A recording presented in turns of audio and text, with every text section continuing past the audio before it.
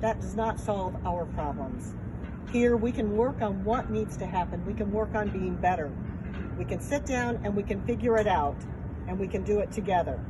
So I am asking the people of this community to join in mourning the death of George Floyd and to let his name be remembered for bringing people together, not tearing us apart. Decatur, we are better than the chaos we see elsewhere. Let us stand together. Chief Getz.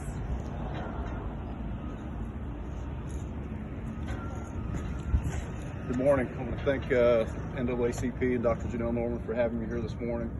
This is a time for leaders and especially me as the police chief to be out, not hiding in my office or hiding at home or anything like that.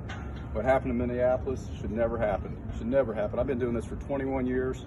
It was the stupidest thing I've seen. I just can't. When I watch it, I still can't believe it. So we would never support that in Decatur. My officers, believe me, they know better. We train to a higher degree than that, and we care about our citizens. We know that sit on somebody's neck or put your knee in somebody's neck for 7 minutes is wrong. It doesn't take extra police training and stuff like that to know that's wrong. It's all about being human and decent. And so common sense should have kicked in there. So we're not trying to hide from that. That was a terrible thing that police officer did. That represents a very small percentage of all the police officers in the United States. Here in Decatur, we hold our officers to a high standard. We watch and listen and see what's going on out there. We listen to our community. And so all we're asking is for everybody to be peaceful. If you have issues, bring them through the proper channels. Bring them to the NAACP. Call my office. Reach out to those other folks that can help you out. The way to do it is through peace. We know what happened up there was wrong, and we're ready to move past that and make things better here in Decatur.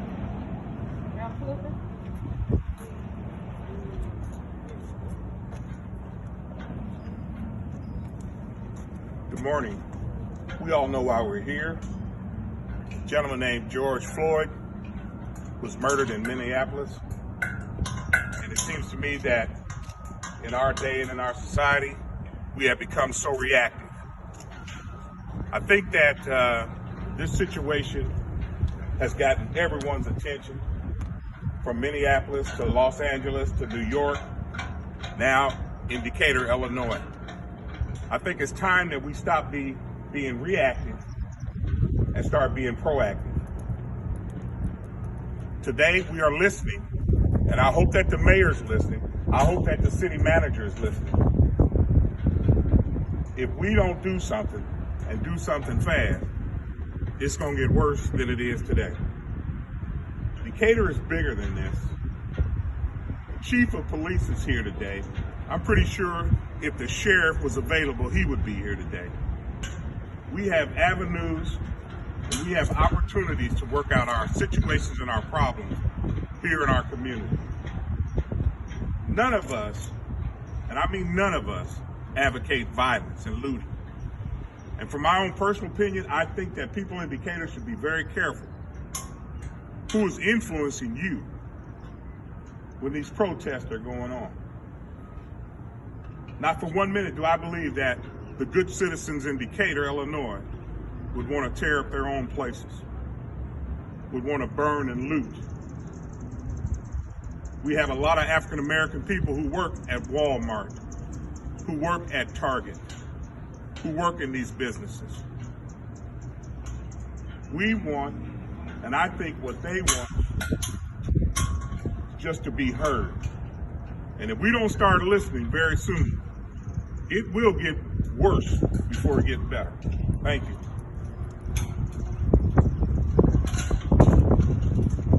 One of the things that the NAACP would like to see happening in the city is to stop the discrimination.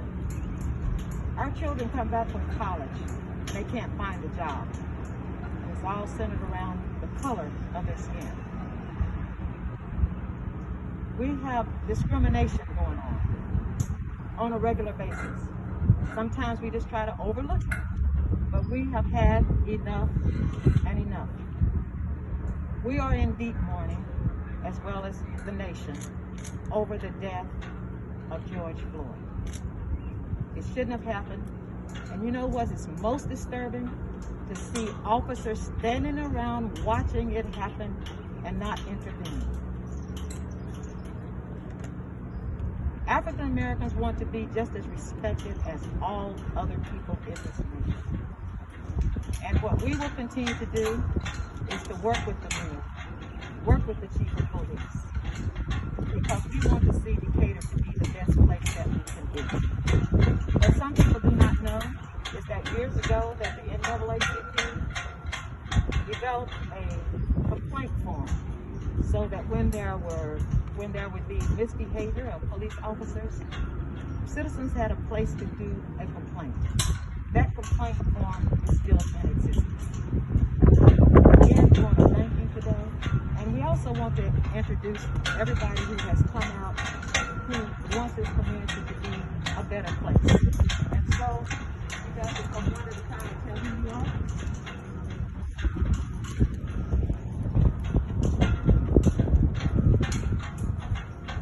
That is Willie Lee Jr., Criminal Justice Executive Chair, NAACP. All right, we have people back there shaking their heads, so I'll just go ahead and introduce them. Michael Diggs is our first vice president. Larry Bruner serves on the executive committee.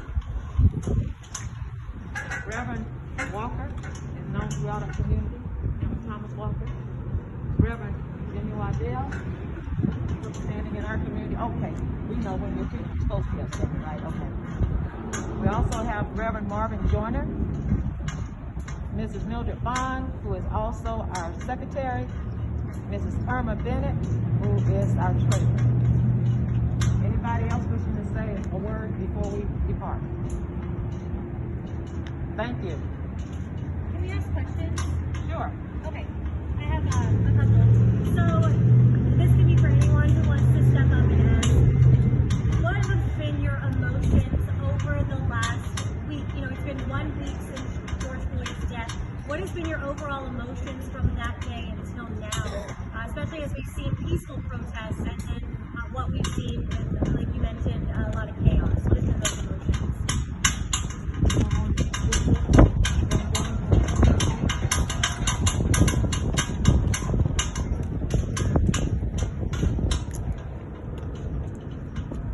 My emotions has been with frustration, anger,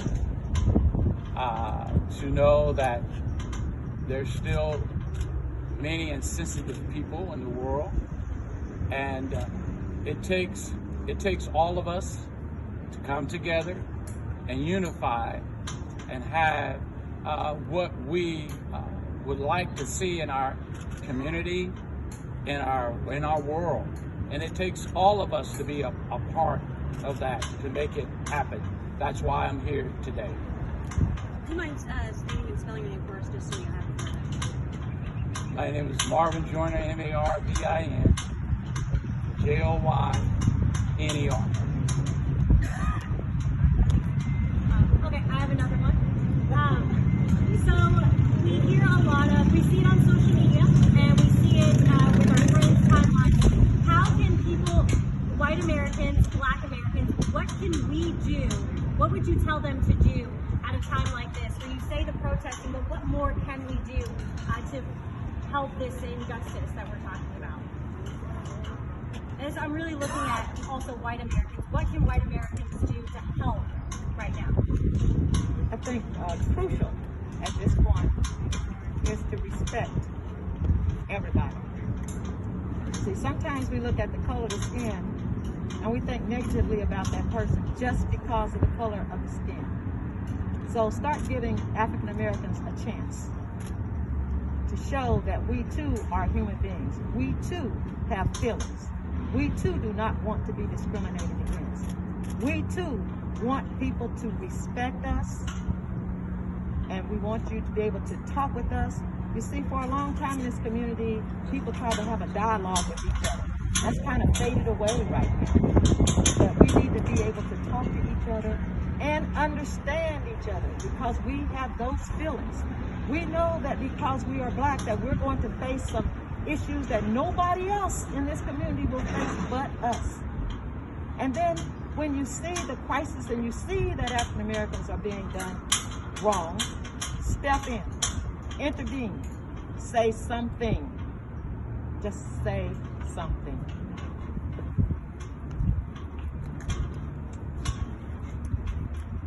I've been in this community for well over 30 years, and Dr. Norman's been here longer. Yeah. But I don't know, as a middle-aged white woman, what it's like to be an African-American woman, a young African-American man. I have a son. I have 2 daughters. They're white. If one of them gets pulled over, they're more worried about the ticket they're going to get and what their dad and I are going to say. The sons of one of these folks is pulled over, they have to worry about what might happen. In Decatur, Illinois, I can tell you are safe. The officers have to protect themselves as well. They can't see who's in a car, who has a gun, who has what. They're trained to be careful to protect themselves as well as the other people around them. But it's a different situation. I don't have the immediate fear of what's going to happen to me that African Americans do. We've got to get past that. We've got to grow belief in ourselves and each other. There's got to be trust. But they have to know they're okay. And the officers have to know that they're okay, that they're not, putting themselves in a dangerous, they have to be careful as well. We've got a lot to fix, but it starts with dialogue. And we've gotten wrapped up in a lot of other things the last couple of months in particular. We've got an economy that's in shambles. We've got a pandemic. And now we have this. We've got to fix it here. We don't have a choice. Excuse me. Your question bothered me. Okay. You asked us what could you do, what could be done. The first thing that really needs to be done, and what we never understand, is that there were 4 officers, 3 of them which stood on it. The other one stood by and said nothing. Why has it taken a week to charge him? Talk is cheap, dialogue is cheap, until you show us action. If they really want to show us that they are meaning what they say, charge them other 3, and we might start talking. I have another question. So we did see a peaceful protest yesterday in Decatur. What did that mean for you all to see a peaceful protest being done in our community? Hoping that people continue to express themselves and that they can remain peaceful. You see, the expectation was that it would not be peaceful because of what? The color of the skin. But it was peaceful. An expectation that all of us should have had, but hope for the best at the same time. I have another question. Oh, are you going to let anybody else say that? I have somebody, but this might be a question for Julie or Chief Getz. Obviously, I'm sure you guys saw what happened in Champaign yesterday. Could you touch on anything that the city has prepared for, or any of your reactions to just something that happened an hour away yesterday?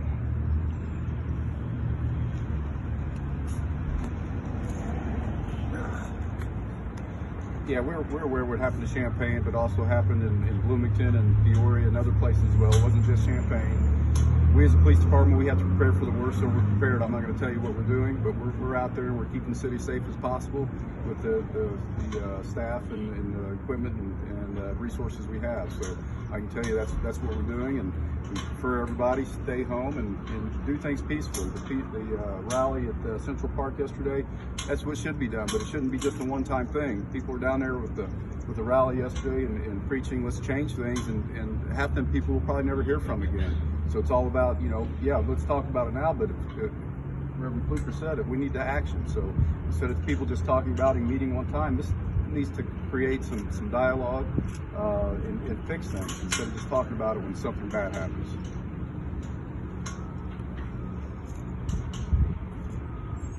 I have one as well. And it's also kind of related to the protest that happened. I think it's probably for Chief Getz, if you can answer it. But regarding the fires that happened in the city overnight, were any of those likely related to any protests that I think you're happened? referring to, we had one big fire up at Starship Billiards. At this point, we don't think it had anything to do with any rioters or looters or anything like that. We had one house fire we think was probably related to that, and that was it as far as we're aware of right now. When you say related to that, what is that? You talk about the looters and the people running around town trying to tear things up, that would be related to that. Reverend Lucas, you get the last word. You good? Anybody else want to say something?